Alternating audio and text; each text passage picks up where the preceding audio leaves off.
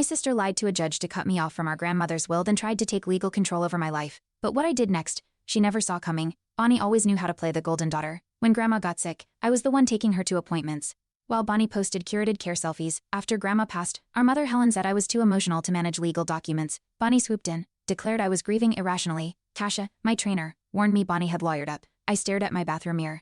Gripping the sink, the same reflection that once looked weak now stared back with rage. That day, I vowed I'd prove I wasn't broken, just betrayed. After freezing my bank accounts, Bonnie spread rumors at church about my breakdown. Mom nodded silently beside her.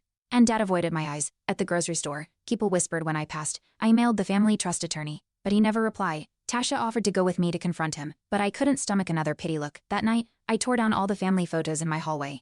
I left only one, me and Grandma, at the beach. I stared at it for hours. She always said, truth out, less talk. I submitted a request to the court for access to my records, but Bonnie had already flagged me as uncooperative. The judge denied it. Tasha found a legal form suggesting my rights had been bypassed.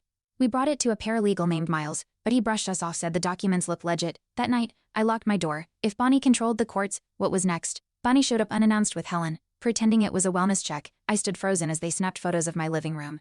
Cluttered and dim, proof of neglect, she whispered. I shoved their phones down, yelling, get out later. Tasha helped me draft a cease and desist. My hands trembled signing it, but my voice was steadier. For the first time, I was fighting back. I found the original report buried in my old email, signed and dated before the forged version.